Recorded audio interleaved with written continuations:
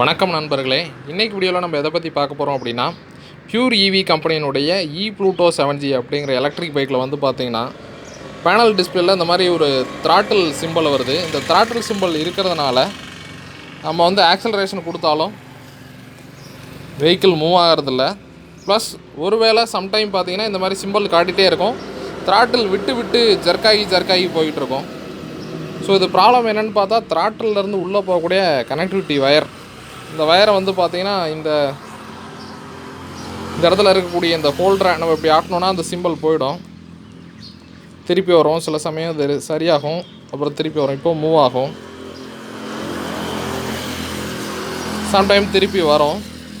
இந்த த்ராட்டில் கனெக்டர்லேருந்து உள்ளே ஒரு கேபிள் போகுது, அந்த கேபிள் சில சமயம் வந்து பார்த்திங்கன்னா ஸ்ட்ரக் ஆகுது.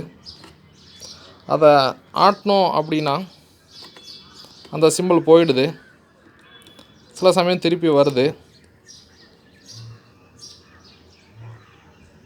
ஸோ அதனால் வந்து பார்த்திங்கன்னா இந்த த்ராட்டிலில் இங்கேருந்து போகக்கூடிய கனெக்டிவிட்டி வயரில் ஏதாவது பிரச்சனை இருக்கலாம்.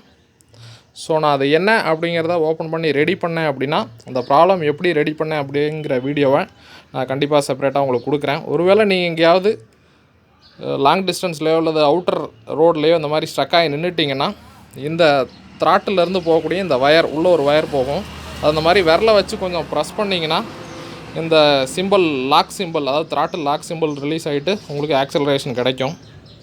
ஸோ அப்போ நீங்கள் உங்கள் வெஹிக்கிளை எடுத்து யூஸ் பண்ணிக்கலாம்.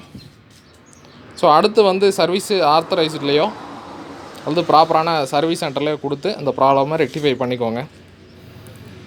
இந்த ப்ராப்ளம் ரெடி பண்ணிட்டேன் அப்படின்னா ஸோ அதனுடைய டீட்டெயில் வீடியோ கண்டிப்பாக நான் செப்பரேட்டாக அப்லோட் பண்ணுறேன். ஓகே ஃப்ரெண்ட்ஸ், நன்றி, வணக்கம்.